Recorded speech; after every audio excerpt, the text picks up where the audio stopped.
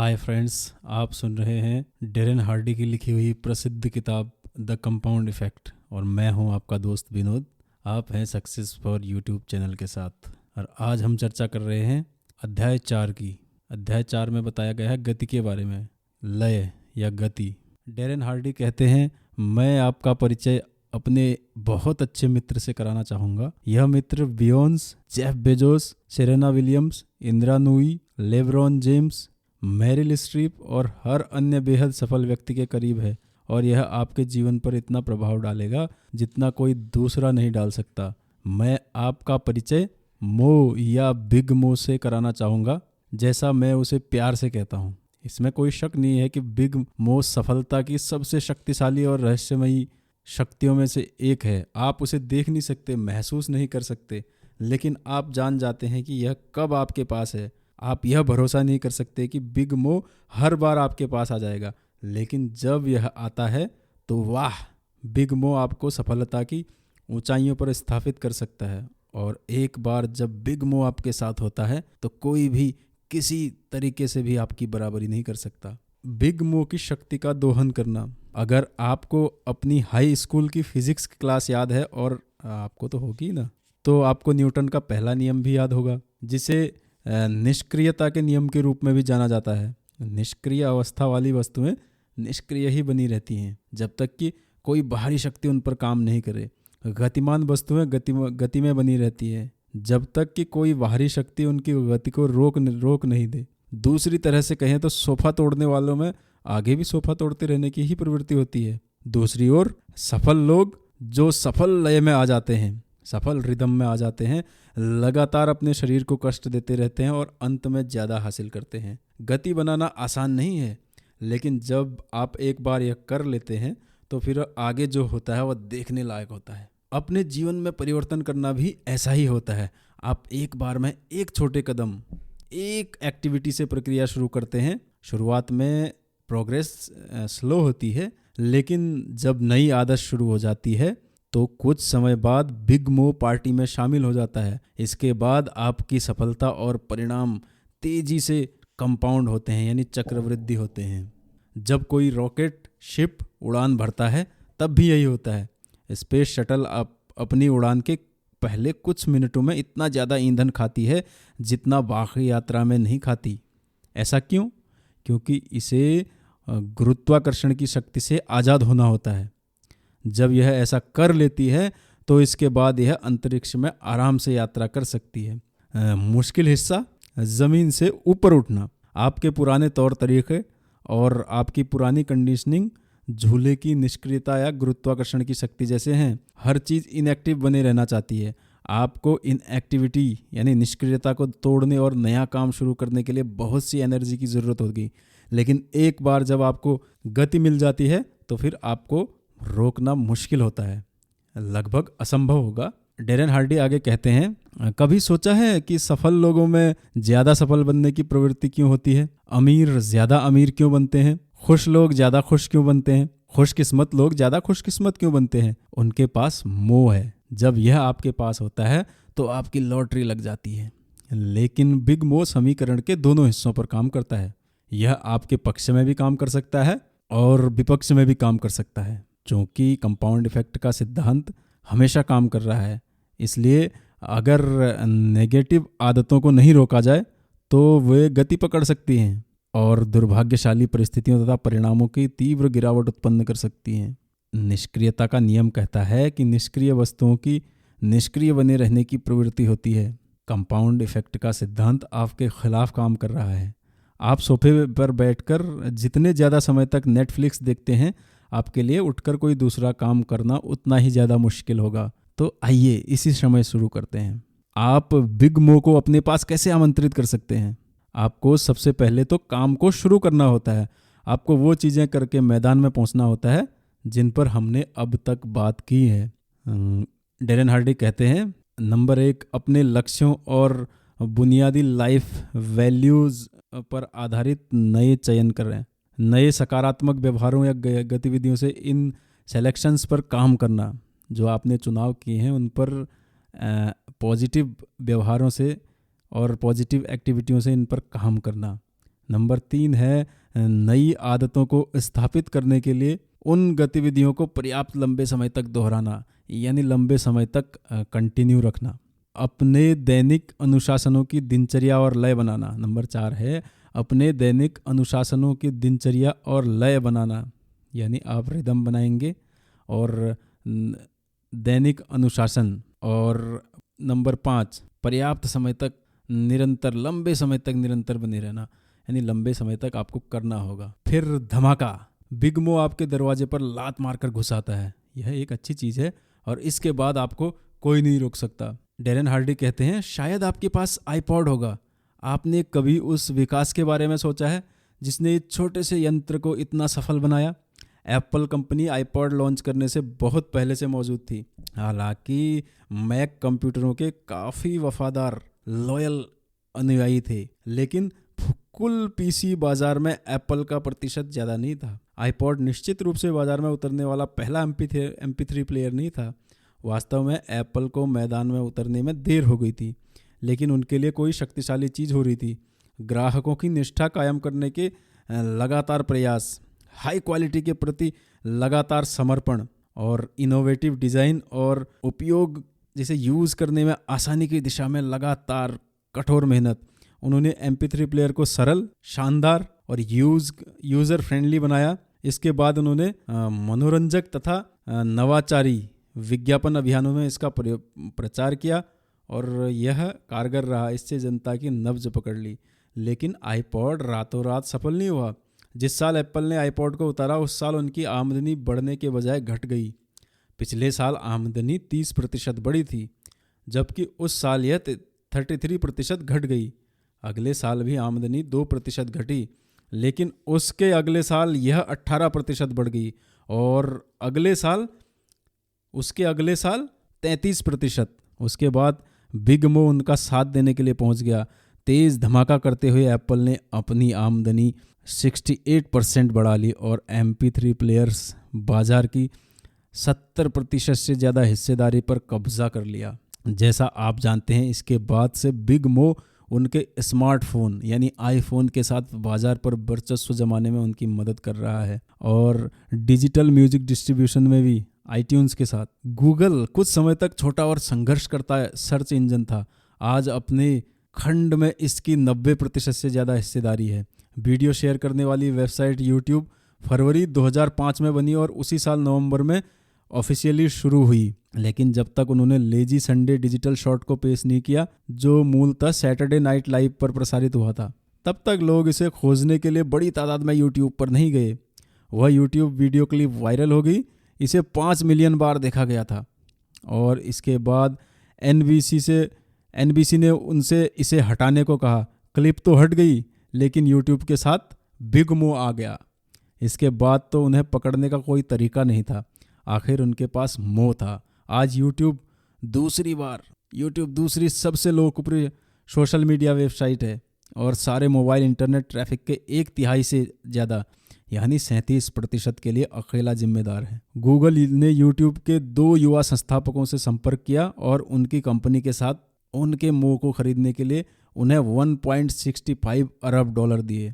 Michael Phelps, Apple, Google और YouTube में क्या समानता है? गति में आने से पहले भी वे यही चीज़ें कर रहे थे और इसके बाद भी वे वही चीज़ें करते रहे। उनकी आदतें, डिसिप्लिन और डेली रूटीन और कंटिन्यूटी ही वे कुंजियाँ थी जिनसे गति का ताला खुला। जब बिग मो उनकी पार्टी में शामिल हो गया तो इसके बाद उन्हें रोकना संभव नहीं था। दिनचर्या की शक्ति। डेरेन हार्डी कहते हैं हमारे कुछ सबसे अच्छे इरादे इसलिए असफल हो जाते हैं क्योंकि हमारे पास क्रियान्वयन का कोई सिस्टम नहीं होता, यानी उनको लागू करने का कोई सिस्टम नहीं होता। कोई भी सच्चा और सकारात्मक परिवर्तन तभी हो सकता है जब आप अपने नए नज़रियों और व्यवहारों को अपनी मासिक, साप्ताहिक और दैनिक दिनचर्याओं में शामिल कर लें। दिनचर्या का मतलब है कोई ऐसी चीज़ जिसे आप हर दिन बिना किसी नागा के करते हैं, ताकि अंततः आप इसे चेतन सोच विचार के बिना करने लगें, यानी आप इसे अवचेतन रूप से करने लगें।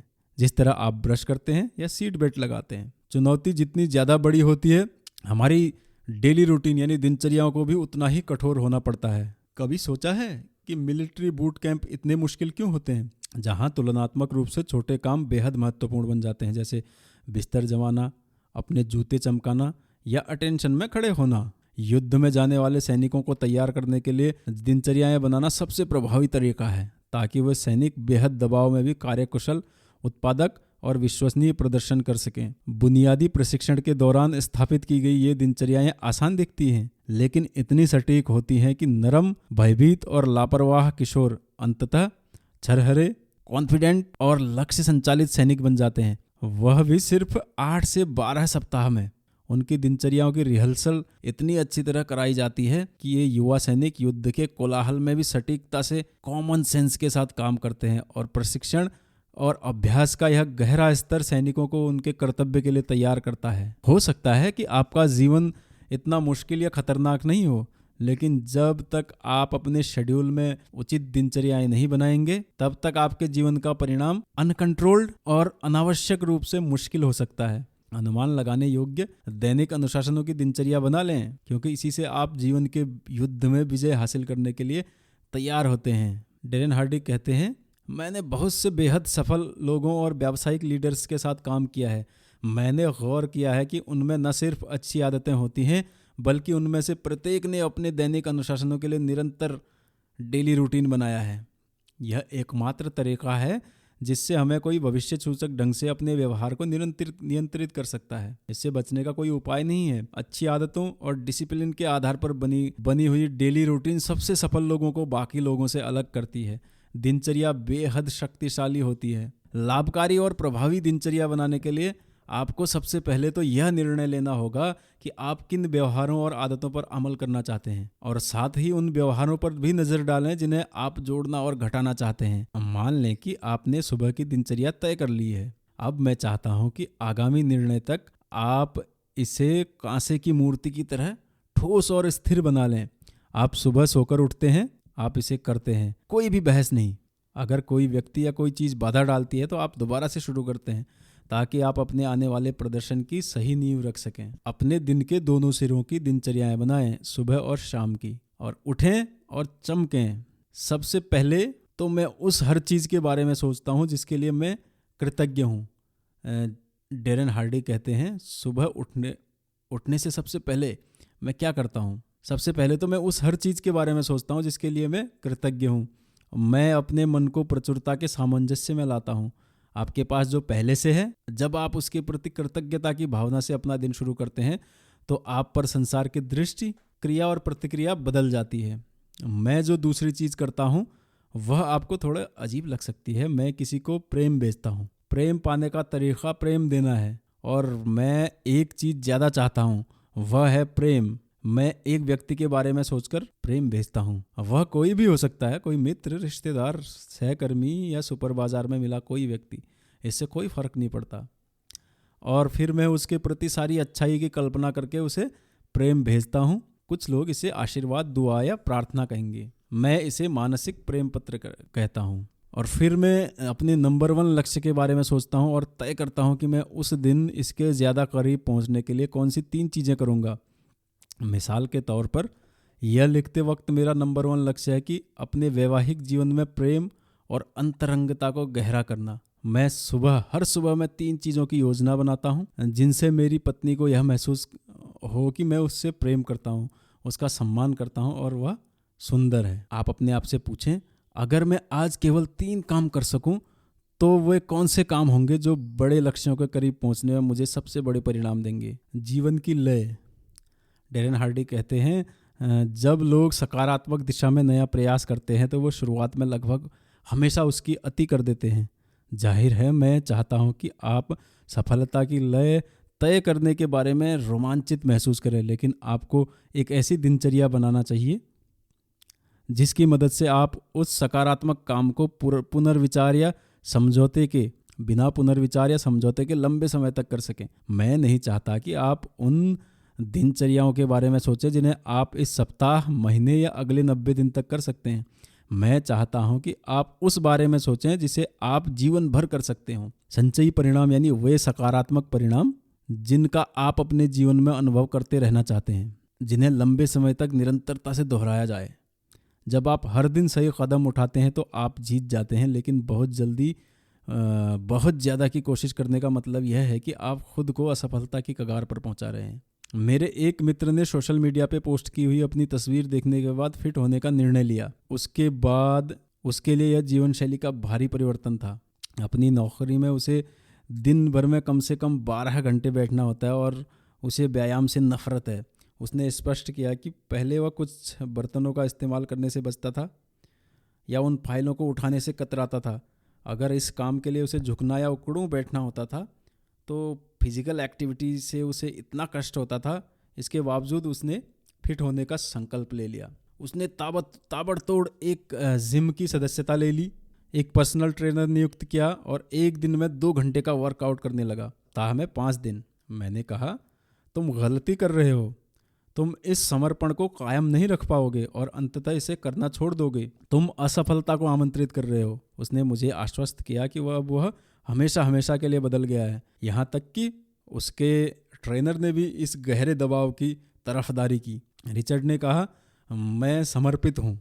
मैं अपने एब्स देखना चाहता हूँ। मैंने उससे पूछा, तुम्हारा असली लक्ष्य क्या है? मैं जानता था कि वह मेंस फिटनेस मैगजीन के कवर पर अपनी फोटो नहीं देखना चाहता था। उसने कहा, मैं छरहरा होना चाहता हूँ, मैं स्वस्थ होना चाहता हूँ। मैंने पूछा, क्यों? फिर उसने जवाब दिया, मैं स्फूर्ति चाहता हूँ। मैं इस संसार में इतने लंबे समय तक रहना चाहता हूँ कि अपने बच्चों के बच्चे को होते देख सकूँ। ये उसकी असली प्रेरणाएं थी जो सही थी, लेकिन उसका यह काम लंबे समय तक करना चाहता था। इसका मतलब था कि वह बिकनी सीजन के लिए फिट नहीं होना चाहता था, बल्कि लंबे समय तक फिट रहना चाहता था। मैंने कहा, ठीक है, तुमने मुझे विश्वास दिला दिया, लेकिन फिर भी तुम इसकी अति कर रहे हो। आज से 2-3 महीने बाद तुम यह कहोगे कि आज मेरे पास वर्कआउट के लिए 2 घंटे का समय नहीं है, इसलिए मुझे लगता है कि मैं आज यह नहीं कर सकता। इसके बाद यह तुम्हारे साथ बार बार होगा। एक सप्ताह में 5 दिन का वर्कआउट घटकर 2 या 3 दिन का हो जाएगा और तुम्हारा उत्साह ठंडा पड़ जाएगा। जल्दी ही यह खत्म हो जाएगा। मैं जानता हूं कि तुम इस वक्त सचमुच उत्साहित हो, इसलिए चलो यह करते हैं। हाल फिलहाल तुम इसे सप्ताह में 5 दिन 2-2 घंटे करो, लेकिन यह काम 2-3 महीनों से ज़्यादा मत करना। मैं चाहता हूं कि इसके बाद तुम इसका समय कम करके 1 घंटे या सवा घंटा कर दो। तुम तब भी सप्ताह में 5 दिन वर्कआउट कर सकते हो, लेकिन मेरी सलाह है कि तुम इसे घटाकर 4 दिन दो। यह दिनचर्या 2-3 महीने चलने देना। फिर मैं चाहता हूं कि तुम हर सप्ताह न्यूनतम 3 दिन तक हर दिन 1 घंटे वर्कआउट करने का लक्ष्य रखो। अगर तुम अतिरिक्त ऊर्जावान महसूस करो तो 4 दिन कर लेना। मैं तुम्हें इसी योजना के हिसाब से वर्कआउट करने की सलाह देता हूँ, क्योंकि अगर तुम कोई ऐसी चीज़ नहीं करते हो जिसे तुम कायम रख सको तो कुछ समय बाद तुम इसे करोगे ही नहीं। मुझे उसको यह समझाने में बहुत संघर्ष करना पड़ा, क्योंकि उस पल वह बहुत ज़्यादा उत्साहित था। वह सोच रहा था कि वह जीवन भर अपनी नई दिनचर्या पर चल सकता है। जिस इंसान ने कभी वर्कआउट नहीं किया, उसके लिए सप्ताह में 5 दिन हर दिन 2 घंटे वर्कआउट शुरू करना एक शर्तिया अंधी गली है। आपको एक ऐसी योजना बनानी चाहिए जिस पर आप 5 सप्ताह या 5 महीने नहीं बल्कि 50 वर्षों तक चल सकें। शुरू में ज़्यादा प्रयास करना तो ठीक है, लेकिन जब आपको सुरंग के अंत में रोशनी दिखाई देने लगे तो आप इसमें कटौती शुरू कर सकते हैं। आप एक सप्ताह में कुछ दिन 45 मिनट से 1 घंटे का समय हमेशा निकाल सकते हैं, लेकिन सप्ताह में 5 दिन तक 2 घंटे का समय निकालने की दिनचर्या मुश्किल है। इसे कारगर बनाना कभी संभव नहीं होगा। याद रखें, निरंतरता सफलता की अत्यंत महत्वपूर्ण घटक है। निरंतरता की शक्ति। मैंने पहले बताया है कि अगर कोई अनुशासन है जो मुझे कॉम्पिटिटिव लाभ देता है तो यह कंटिन्यू होने की मेरी योग्यता है, यानी निरंतर होने की मेरी योग्यता है। बिग मो को सबसे जल्दी और सबसे ज़्यादा निश्चितता से जो चीज़ दूर भगाती है वह है निरंतरता का अभाव। अगर आप चाहते हैं कि बिग मो आपके पास आए तो आप कंटिन्यू मेहनत करते रहना पड़ेगा आपको। निरंतरता के मामले में सही इरादों वाले अच्छे जोशीले और महत्वाकांक्षी लोग भी कमतर साबित होते हैं, लेकिन यह एक शक्तिशाली साधन है जिसका इस्तेमाल करके आप अपने लक्ष्यों की ओर उड़ान भर सकते हैं। जब आप अपनी दिनचर्याओं और लयों में कम सक्रिय होने के बारे में सोचें तो अनिरंतरता की भारी लागत पर विचार करें। यह एक अकेले काम का नुकसान नहीं है और इसके परिणाम छोटे नहीं होते। इससे तो रुकावट और गति का नुकसान होगा, जिससे आपकी पूरी प्रगति प्रभावित होगी। हैंडपंप के बारे में सोचें। जो ज़मीन के कुछ फुट नीचे से पाइप के ज़रिए पानी निकालता है। पानी को सतह पर लाने के लिए आपको हैंडल चलाना पड़ता है, जिससे पानी ज़मीन के ऊपर आकर नल से बाहर निकलता है। जब ज़्यादातर लोग परिवर्तन का कोई नया प्रयास शुरू करते हैं तो वो हैंडल को पकड़कर बहुत तेज़ी से हिलाने लगते हैं। जिस तरह रिचर्ड फिट होने के लिए बेताब था, उसी भांति वे भी रोमांचित और समर्पित होते हैं। वो हैंडल खींचते जाते हैं और खींचते जाते हैं, लेकिन कुछ मिनट के बाद भी उन्हें परिणाम नज़र नहीं आता तो वो हैंडल चलाना छोड़ देते हैं। उन्हें यह एहसास ही नहीं होता है कि वैक्यूम बनाने में कितना लंबा समय लगता है, जिससे पानी पाइप में चढ़ेगा और अंततः नल से होता हुआ उनकी बाल्टी में आएगा। झूले, रॉकेट, शिप या भाप के इंजन की निष्क्रियता से स्वतंत्र होने की तरह ही पानी निकालने में भी समय, भारी ऊर्जा और निरंतरता की ज़रूरत होती है। ज़्यादातर लोग हार मान लेते हैं, लेकिन समझदार लोग हैंडपंप का हैंडल चलाते रहते हैं। डेरेन हार्डी कहते हैं, जो लोग लगन से जुटे रहते हैं और हैंडल चलाते रहते हैं, उन्हें फाइनली पानी की कुछ बूंदें दिखाई देंगी। तब बहुत से लोग कहेंगे, आप मजाक कर रहे हैं, इतने समय से हैंडल चला रहे हो और मिला क्या? पानी की कुछ बूंदें, इसे भूल जाओ। ये व्यंग बाण सुनकर कई लोग हार कर हाथ खड़े कर देते हैं और कोशिश करना छोड़ देते हैं, लेकिन समझदार लोग फिर भी जुटे रहते हैं। और यहाँ पर जादू होता है। अगर आप हैंडल चलाते रहते हैं तो जल्द ही आपको पानी की मोटी और स्थिर धारा मिलने लगेगी। आप सफल हो गए। अब जब पानी प्रवाहित हो रहा है तो आपके हैंडल को पहले से जितनी ताकत से या जल्दी जल्दी चलाने की ज़रूरत नहीं है। दरअसल अब यह काम आसान हो जाता है। आपको तो बस दबाव को स्थिर रखने के लिए लगातार हैंडल चलाना होता है, और यही कंपाउंड इफेक्ट का सिद्धांत है। आप सुन रहे हैं ऑडियो बुक डेरेन हार्डी द्वारा लिखी हुई बेहद पॉपुलर किताब द कंपाउंड इफेक्ट के बारे में। डेरेन हार्डी कहते हैं, अगर आप हैंडल को बहुत लंबे समय तक छोड़ दें तो क्या होता है? पानी दोबारा ज़मीन के नीचे चला जाता है और आप जहाँ के तहाँ पहुँच जाते हैं। ऐसे में अगर आप हैंडल को आसानी और स्थिरता से चलाने की कोशिश करते हैं तो पानी नहीं निकलेगा। बिग मो अब जा चुका है। एक बार पानी फिर तलहटी में पहुंच चुका है। दोबारा ऊपर लाने का एकमात्र तरीका यह है कि आप शून्य से शुरू करें और हैंडल को सचमुच कसकर चलाएं। हम में से ज़्यादातर लोग अपना जीवन इसी तरह जीते हैं। एक नया कारोबार शुरू करते हैं और फिर वैकेशन के चक्कर में इस पर काम करना छोड़ देते हैं। हम एक दिन में 10 प्रोस्पेक्टिंग कॉल करने की दिनचर्या बनाते हैं। हमें थोड़ी सफलता मिलती है, लेकिन इसके बाद हम शिद्दत से प्रयास करना छोड़ देते हैं। हम अपनी जीवन साथी से अपनी नई डेट नाइट दिनचर्या शुरू करते हैं, लेकिन कुछ सप्ताह में शुक्रवार की रात को हम दोबारा नेटफ्लिक्स और माइक्रोवेव पॉपकॉर्न की ओर लौट आते हैं। मैं देखता हूँ कि जो लोग नई पुस्तक खरीदते हैं या किसी नए प्रोग्राम या सेमिनार में जाते हैं तो वे 2 हफ्तों या महीनों तक उसके जुनून में रहते हैं। फिर उनका जुनून चला जाता है और वे प्रयास करना छोड़ देते हैं और अंत में वहीं पहुंच जाते हैं जहां से उन्होंने शुरू किया था। डेरेन हार्डी कहते हैं, जिम में वर्कआउट हो या अपने जीवन साथी के प्रति स्नेहपूर्ण अभिव्यक्ति हो या फ़ोन कॉल हो जो आपकी प्रोस्पेक्टिंग दिनचर्या का हिस्सा है, किसी भी चीज़ में सिर्फ 2 सप्ताह का ब्रेक करने से आपको बहुत नुकसान होता है। आप केवल उन रिजल्ट्स को ही नहीं गंवाते हैं जो आपको उन 2 हफ्तों में मिलते। अगर आपको सिर्फ उतना ही नुकसान होता तो यह कोई बड़ी बात नहीं थी, लेकिन ढील देकर आपने मोह को मार डाला है। यह मर चुका है और यह दुखद बात है। दौड़ जीतना गति के बारे में है। कछुआ बने, वह व्यक्ति बने जिसे अगर पर्याप्त समय दिया जाए तो वह पॉजिटिव हैबिट्स और व्यवहारों को कंटिन्यू लागू करके किसी भी कंपटीशन में लगभग किसी को भी हरा देगा। इससे आपकी गति और प्रगति में जादुई शक्ति आएगी और यह कायम रहेगी। सही चयन करना, सही व्यवहार पर डटे रहना, आदर्श आदतें डालना, निरंतरता से जुटे रहना और अपनी गति को कायम रखना, यह सब कहना आसान है, करना कठिन है। खास तौर पर इस प्रगतिशील, लगातार बदलते और हमेशा चुनौतीपूर्ण संसार में जहां हम अरबों लोगों के साथ रहते हैं। अगले अध्याय में मैं कई प्रभावों के बारे में बातचीत करूंगा आपकी सफल होने की योग्यता में सहायता कर सकते हैं।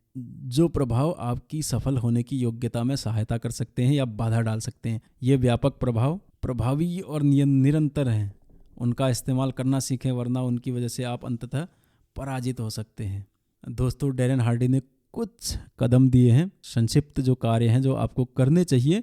दिन के दोनों सिरों यानी सुबह शाम की दिनचर्या बनाएं, डेली रूटीन बनाएं और अपनी दिनचर्या का एक बेहतरीन शेड्यूल तैयार करें। और नंबर 2 में है, जीवन के 3 क्षेत्रों की सूची बनाएं जिनमें आप पर्याप्त निरंतरता से काम नहीं कर रहे हैं। निरंतरता की कमी की वजह से अब आपको कितनी कीमत चुकानी पड़ी है। निरंतरता के प्रति अपने नए समर्पण में लगन से जुटे रहने की घोषणा करें। अपने रिदम रजिस्टर में आधा दर्जन मुख्य व्यवहार लिखें जो आपको नए लक्ष्यों की दिशा में सहायक हों। ये ऐसे व्यवहार होने चाहिए जिनमें आप लय लाना चाहते हो और अंततः गति को उत्पन्न करना चाहते हो। तो दोस्तों ये था अध्याय 4। अगर आपको ये अध्याय पसंद आया, इससे कुछ सीखने को मिला या आपके जीवन में कुछ तब्दीली हुई, कुछ सकारात्मक परिवर्तन आए, तो मुझे कमेंट करके ज़रूर बताएं, बेहद खुशी होगी। और अब इजाज़त दीजिए अपने दोस्त विनोद को। नमस्कार।